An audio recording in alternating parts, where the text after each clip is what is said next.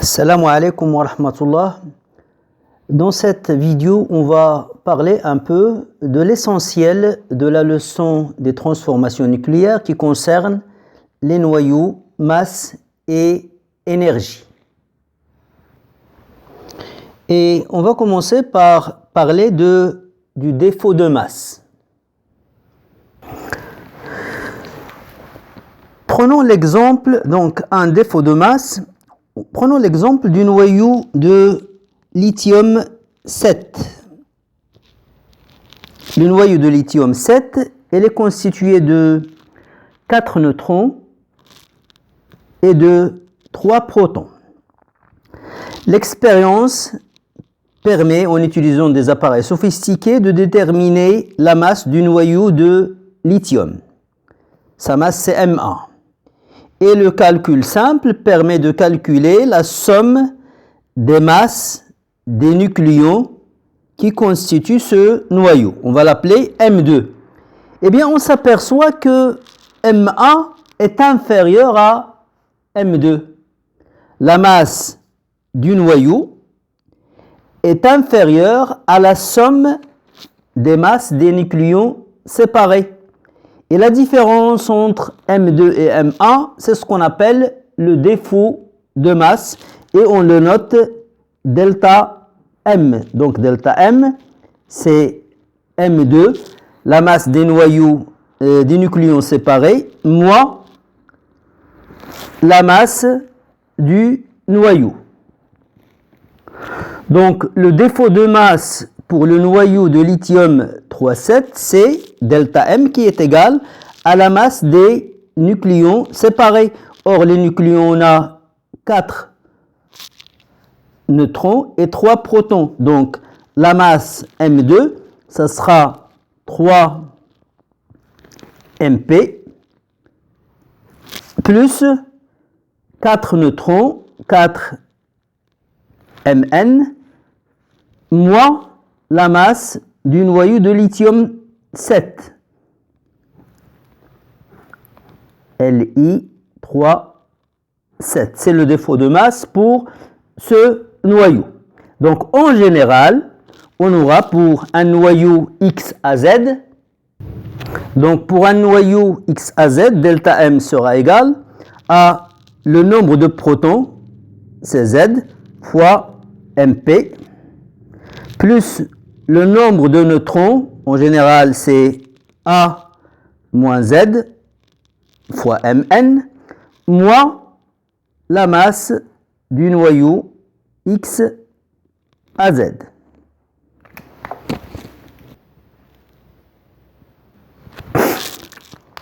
Donc là, on a des nucléons qui sont groupés, qui constituent un noyau. Et là, on a les nucléons séparés.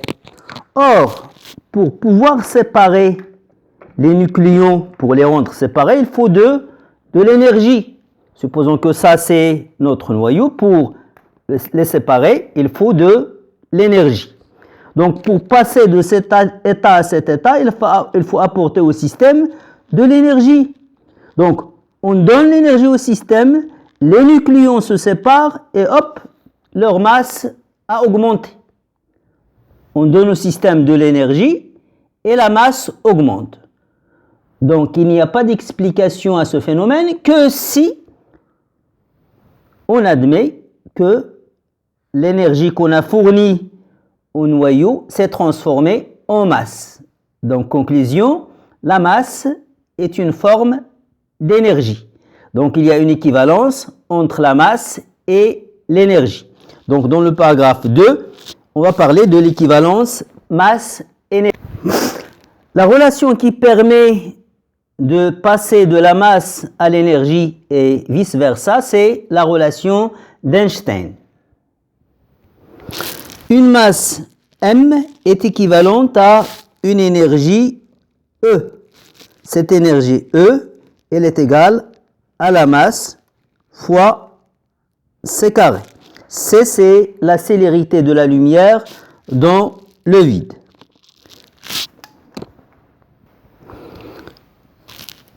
Et dans cette relation, E est en joules, C en mètres par seconde et M en kilogrammes. En physique nucléaire, on utilise des unités pratiques. Pour la masse, on utilise l'unité de masse atomique, U, unité de masse atomique, elle est égale à 1,66054 10 à la puissance moins 27 kg. Et pour l'énergie, on utilise le mégaélectronvolt, c'est 1,6022 10 à la puissance moins 13 joules. 3. Énergie de liaison. L'énergie de liaison, c'est l'énergie qu'il faut fournir au noyau, au repos, pour séparer ces nucléons et les obtenir au repos. Donc c'est l'énergie qu'il faut pour passer de cet état à cet état. Donc pour passer de là à là, il faut fournir une énergie. Cette énergie, on la note EL et on l'appelle énergie de liaison. Eh bien cette énergie de liaison qu'il faut fournir au noyau pour séparer ces nucléons au repos, c'est l'énergie qui est équivalente à la différence de masse M2 moins M1. Donc l'énergie de liaison, c'est l'équivalent du défaut de masse. Donc EL pour un noyau X à Z, c'est le défaut de masse fois C carré. Et pour obtenir la formule finale de EL, il suffit de remplacer delta M, le défaut de masse, par son expression qui est ici. EL, c'est ZMP plus 1 moins ZMN moins MX à Z, le tout fois C carré.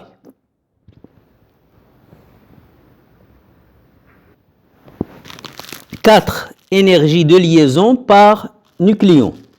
L'énergie de liaison par nucléon, comme l'indique son nom, c'est le rapport de l'énergie de liaison sur le nombre de nucléons, c'est-à-dire la part d'énergie pour chaque nucléon.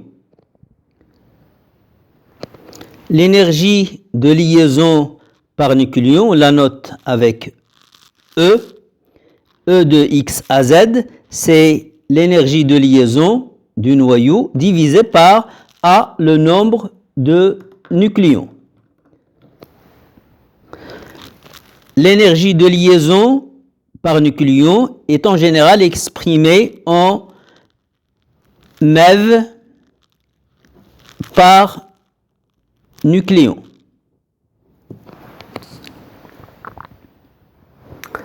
Paragraphe 5. Les transformations nucléaires provoquées. Dans la leçon précédente, on avait parlé de la désintégration nucléaire. Et on a vu que la désintégration, c'est une transformation qui est spontanée, qui se fait spontanément sans intervention de l'homme. Maintenant, on va parler de transformations nucléaires qui sont provoquées, c'est-à-dire qui ne sont pas spontanées. Et on va commencer par la fission nucléaire. La fission nucléaire est une transformation au cours de laquelle un noyau lourd éclate, en général en deux noyaux plus légers, sous l'impact d'un neutron. C'est-à-dire qu'on envoie un neutron, il y a un neutron, un projectile, un neutron, qui va entrer en collision avec le noyau lourd, et ce noyau va éclater en deux noyaux plus légers. Donc le projectile est un neutron, il entre en collision avec un noyau lourd, par exemple l'uranium 235. Donc lorsque l'uranium 235 éclate, dans notre cas, il donne un noyau de strontium et un noyau de xénon, plus éjection de 3 neutrons. Et ces 3 neutrons, éventuellement, entrent en collision avec 3 autres noyaux qui vont à leur tour éclater et donner d'autres noyaux plus légers. Et ainsi de suite. C'est pour ça qu'on dit que la fission nucléaire est une réaction en chaîne. 5.2. La fusion nucléaire. La fusion nucléaire, c'est une transformation, c'est le contraire de la fission. La fusion nucléaire est une transformation au cours de laquelle 2 noyaux légers fusionnent, c'est-à-dire s'unissent, pour former un noyau plus lourd.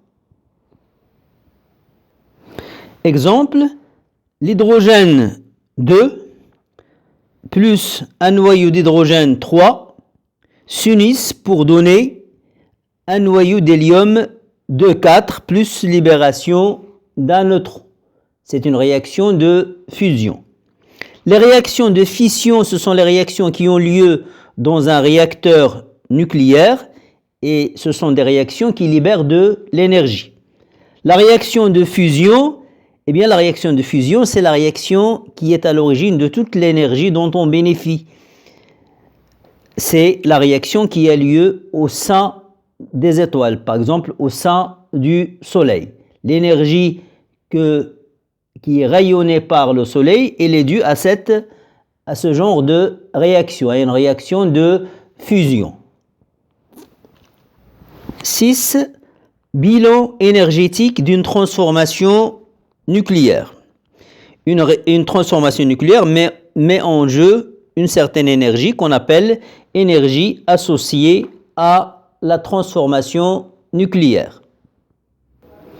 Prenons en général une transformation nucléaire. X1 plus X2 donne X3 plus X4. Il y a 2 possibilités. Si la masse des produits est supérieure à la masse des réactifs, c'est que, au cours de la transformation, une partie de la masse s'est transformée en énergie. Dans ce cas-là, la réaction est une réaction qui libère de l'énergie. Par contre, si la masse des réactifs est supérieure à la masse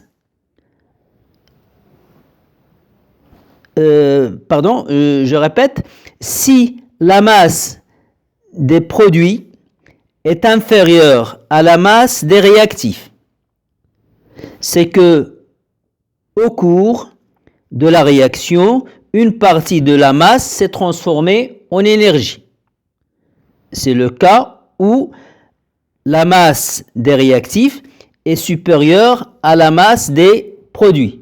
Dans ce cas-là, on dit que la réaction libère de l'énergie. Mais si au contraire, la masse des réactifs est inférieure à la masse des produits, ça veut dire qu'au cours de la transformation, il y a eu apparition de la masse. Donc c'est que l'énergie s'est transformée en masse, donc c'est que la transformation absorbe de l'énergie, consomme de l'énergie. Donc il y a 2 types de transformations nucléaires. Les transformations qui libèrent de l'énergie, ce sont les transformations exo-énergétiques, et les transformations qui consomment, qui absorbent de l'énergie, on les appelle les transformations endo-énergétiques. Maintenant, l'expression de l'énergie associée à cette transformation, on va la noter delta E. Delta E est égal. Delta E, c'est la masse, la somme des masses des produits, moins la somme des masses des réactifs, le tout fois C carré. Donc là, c'est la variation de la masse au cours de la transformation fois C carré. On peut aussi calculer delta E en utilisant les valeurs des énergies de liaison des noyaux X1, X2, X3 et X4. Dans ce cas-là, on aura delta E égale delta E, c'est l'énergie de liaison de X1 plus l'énergie de liaison de X2 moins la somme des énergies de liaison de X3 et de X4. Donc c'est la somme des énergies de liaison des réactifs moins la somme des énergies de liaison des produits. C'est le contraire de la variation de la masse. Ici, quand on utilise la masse, on commence par la masse des produits moins les masses des réactifs. Ici, c'est l'énergie de liaison des réactifs moins les énergies de liaison des produits. Si delta E est négative, c'est-à-dire si la masse des produits est inférieure à la masse des réactifs, c'est qu'une partie de la masse s'est transformée en énergie. Donc, dans ce cas-là, la transformation libère de l'énergie. Et l'énergie libérée, ça sera la valeur absolue de delta E. Si par contre, delta E est positive, c'est que la transformation consomme de l'énergie. Donc, l'énergie consommée, c'est la valeur absolue de delta E toujours, qui est égale à delta E qui est positive. Tout à l'heure, j'ai oublié de parler de l'utilité de l'énergie de liaison par nucléon. L'énergie de liaison par nucléon, il permet de comparer la stabilité de noyaux. C'est un critère de stabilité. Si l'énergie de liaison par nucléon d'un noyau X1 est supérieure à l'énergie de liaison par nucléon d'un noyau X2, c'est que X1 est plus stable que X2. Merci pour votre attention et à bientôt dans une prochaine vidéo, Inch'Allah.